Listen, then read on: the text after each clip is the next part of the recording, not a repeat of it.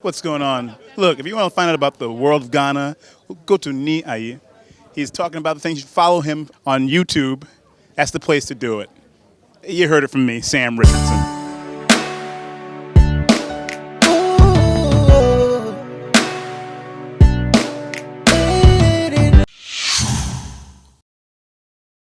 Okay guys, so once again welcome to my YouTube channel. My name is Nia aka Ganyabi. As you always know, the guy who tells stories from Ghana. I tell unique story and also show you around my beautiful country. Ghana is not poor as they always think out there. And I always do Ghana to the world. It is my responsibility to convince you to choose Ghana anytime you plan coming back to Africa. And today I have some special guest with me, which I know most of you might have seen her, and some of you watch her channel. She's just an amazing big sister. She's doing so well, and she has some lovely videos on her channel, which I will play with you guys to check it out. You'll learn a lot. She worked with the Ghana Year of Return, but without wasting much time, I'll let her do the introduction herself. But if this is your first time seeing this face, please just subscribe and be part of the family, okay? And also, I'll put a link in the description box below so that you also check out her channel. It's all about Ghana to the world. So, Ivy, thank you so much for having you. It's not easy. I know you're a busy woman, And you're also busy. We're all busy. Thank you so much for coming. And by the way, can you just introduce yourself to my people? Sure. Maybe there's someone watching for the first time who doesn't know you. Yeah, of course. So my name is Ivy Prosper, and I do have a YouTube channel as well, which is my name, Ivy Prosper. And as he said, I worked with Year of Return under Ghana Tourism Authority. Yep. And this year it is Beyond the Return for the next decade. So I work with them, working in the Secretariat office.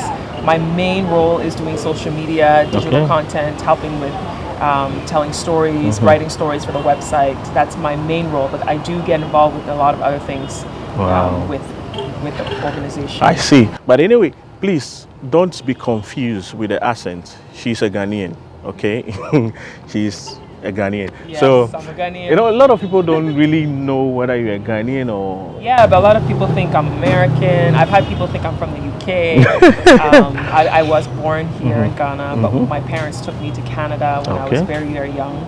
So I spent all my life living there, going to school there, everything. Yeah. So hence why I have a Canadian accent. Yeah. So you heard it?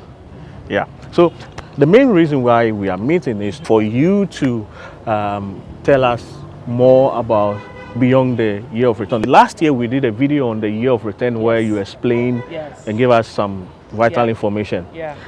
And then I think this year it's the year, it's what? Beyond the Return. Yes. So can you just walk us through, let us know? Sure. So first of all, for people who don't know or who may not have seen the other video we did, Year of Return was marking the 400-year anniversary of the first documented ship of enslaved Africans that arrived in Virginia, USA. Okay. And then in recognizing that, Ghana recognized that it had 75% of the slave forts where people were, shuttled through for the transatlantic slave trade.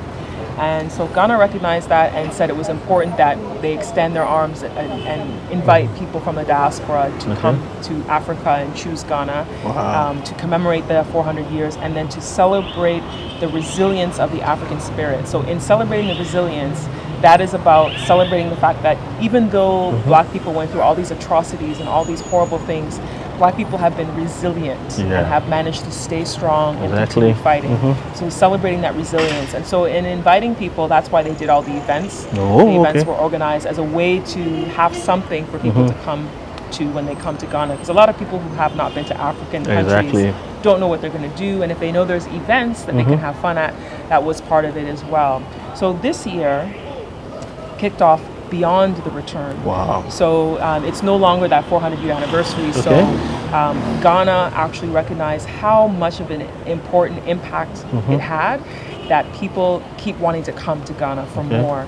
So in response to some of the top questions and top concerns people had, Beyond the Return is actually a 10-year initiative. Oh, so I it's see. a 10-year project that is under the theme A Decade of African Renaissance. Wow. So, with a decade of African Renaissance, there are 7 pillars Okay. that are the themes under it that hold like to hold up the whole idea of Beyond the Return. So the 7 pillars are Experience Ghana, which is all about coming to Ghana, and tourism, travel and tourism, and experiencing Ghana overall, and events that may happen. And then there's Invest in Ghana, which is all about knowing how to make investments in the country, Oh, whether I it's see. property or land or business investments. So the Ministry of Finance is involved in part of that as well, in helping people to know how they can invest, the diaspora. And there's the Pathways to Ghana. Okay. That one is really important. It has one of the top questions that people are always asking, which is how they can be a citizen of Ghana. Yes, exactly. So Pathways to Ghana is all about finding policies, creating policies and ways that people in the diaspora can obtain citizenship, residency status to come to Ghana. So presently, the Minister of Tourism made the announcement during the Pillars launch event this past Wednesday. She said that the government is working on a Homeland Return Act, which is a government-regulated policy that they're working on. It hasn't been finalized, but they're working on it. And that is part of trying to help people with an easier way to get citizenship for Black people, an easier way to get a citizenship and residency status in Ghana. So I know a lot of people have complained, like, why should they come if they can't be a citizen, and why does it take so long, and that type of thing. So now they're working on helping to build that. So that's under the pillar number 3, which is Pathway to Ghana. And then there's pillar number 4, which is Celebrate Ghana. And that is involves a lot of celebration of culture and festivities. So for instance, last year, with all of the events that were happening during Year of Return, people who came complained, some of them complained and said that they don't know much about the traditional cultural festivals, and they want to know more about those, not just events that are happening, to go to a party or a concert, or they want to come and see, the traditional festivals maybe in other regions. So Celebrate Ghana will be going along that line. And then there's Brand Ghana, which is about branding Ghana to world. Exactly, Ghana to the world. Which a lot of countries have branding of their country, and that's what you see when you see advertising and promotion. So Ghana wants to work on branding itself as a destination place for people to come. And I think it's really important, for not only for Ghana, but for a lot of African countries. In creating your own story, creating your narrative, because our narrative has been controlled by outsiders for so long. So, people like you telling your stories about Ghana and interviewing different people. So branding Ghana is an important one. And then Give Back Ghana is pillar number 6. Give Back Ghana is about people coming and giving back to the community. Oh, I see. So, for instance, last year there was the Omega Psi Phi, which is a fraternity from the U.S. of Black men who came, and they commissioned boreholes for the Aquapong School of the Blind. So that's an example of coming to Ghana, not just to come and celebrate and be a tourist, but recognizing some of the areas that maybe need help and need support, and finding ways you can do that and give back. So they commissioned 2 boreholes last year, and this year they've continued.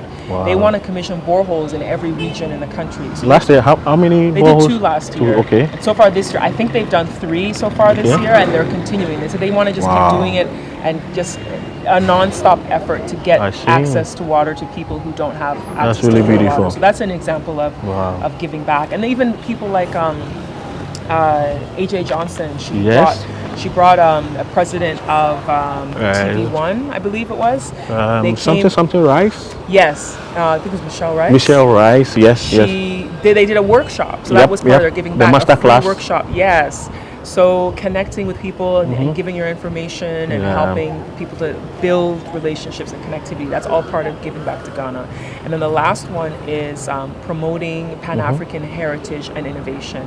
And that has a lot to do with Pan-Africanism. It also has a lot to do with putting more into the heritage sites in Ghana. So they're looking at planning to put efforts into getting areas noticed that are not necessarily always being promoted. So like learning about the I think it's Golu. I hope I'm saying it correctly. The Golu Wall, which is in the northern Okay. region. Okay. It's the Golu Slave Wall, I believe is the name of something it. like that. So a lot of people who come to Ghana, they only know to go to Cape Coast Yes, and, yes. and Elmina. And the Elmina They Castle. don't realize that there's places like Salaga, where Yes, there's the Salaga yes. Slave Market, Exactly. and Golu, the Golu Wall, where that was the slave defense wall that they built to protect themselves from being attacked, From- you know, and being snatched away and that type of thing. So there's a lot of history throughout the whole country Okay. that people don't know. So Exactly.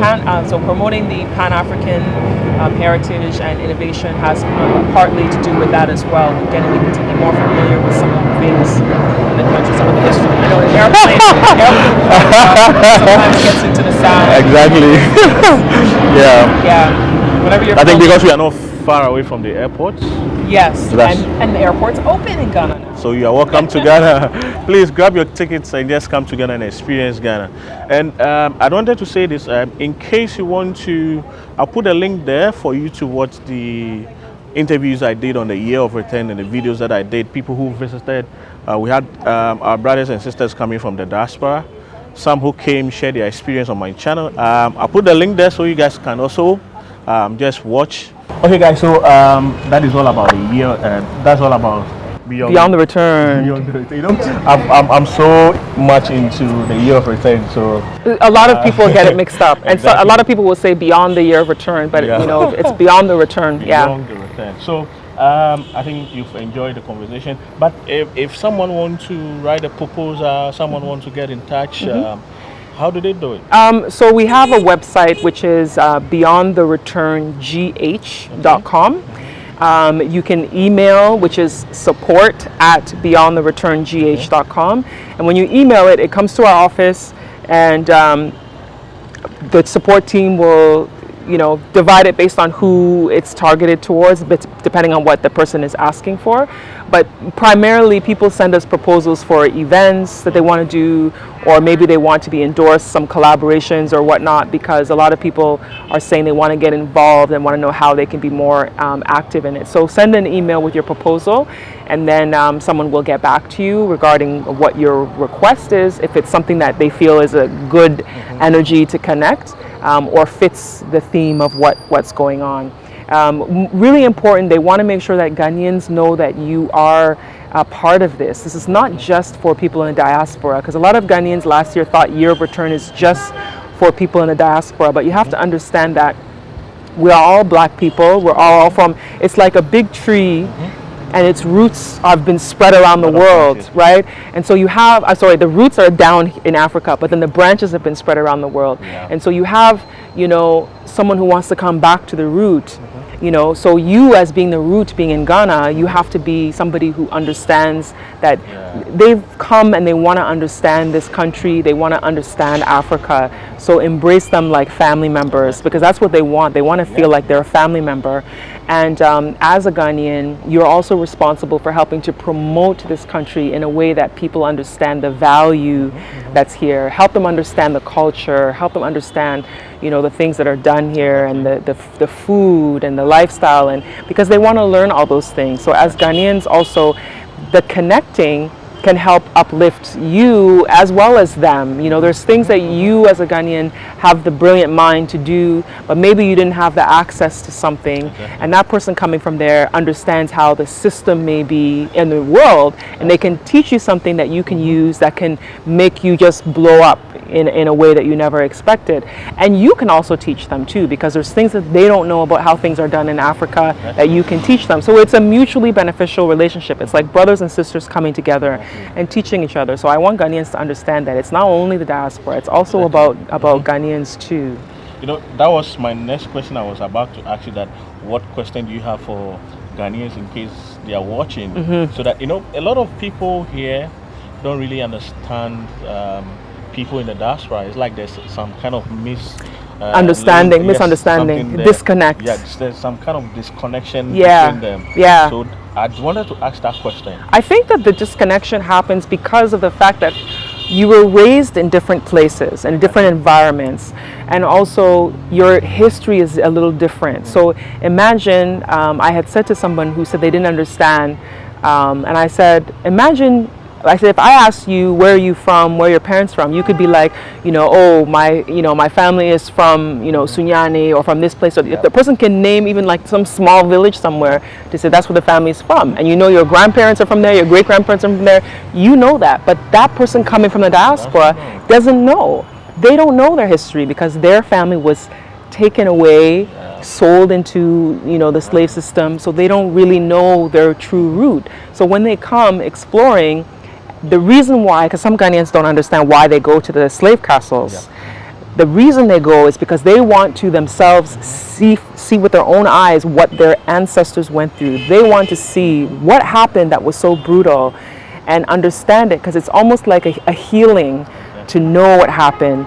And I think that Ghanaians should also understand that you don't know if your ancestors were also some of the people taken. How do I know that? How do I not know that? Maybe somebody who could have been, my great grandfather's brother could have been someone who was taken and ended up over there, and I don't even know it.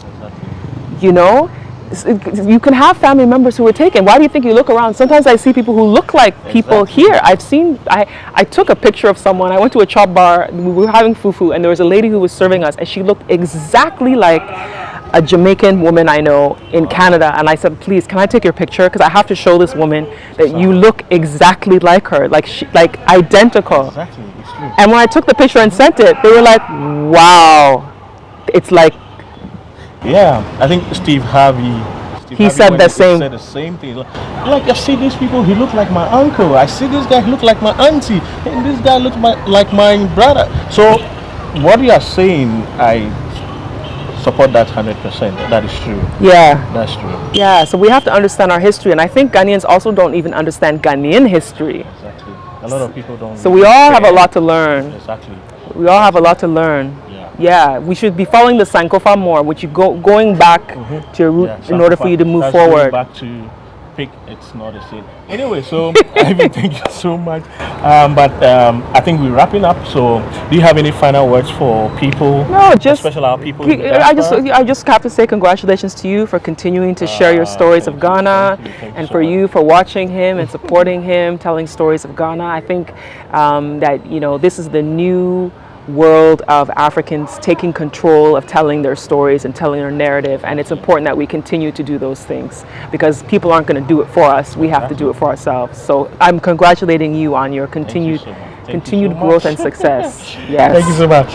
Okay, guys. So before I wrap it up, Ivy, you've been here for so many years. You've experienced Ghana. You know much things people don't really know.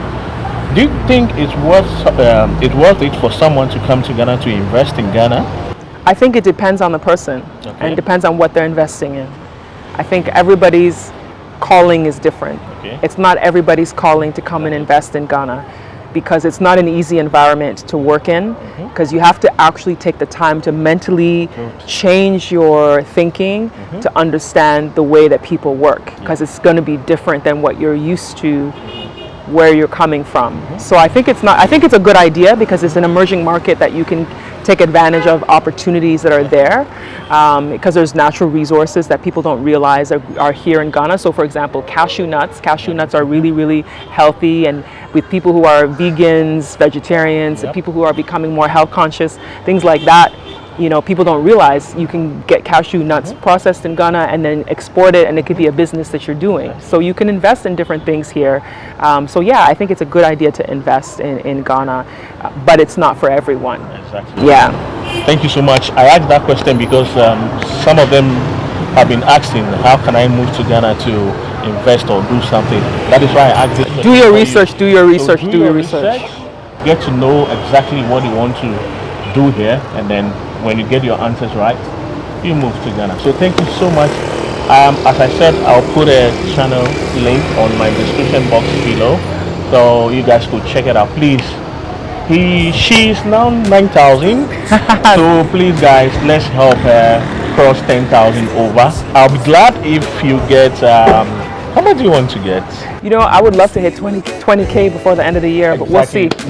So guys, please share this video, tell a friend to tell another friend, and share with your families. Watch, and don't forget to subscribe. Thank you so much for being there and also the love and support and watching this video. Until then, I see you on my next episode. My name is Niai Ganyobi. Hola Bawo. Ivy, can you say Hola Bawo? Hola Bao. Alright, see you guys. Peace out. Look at it.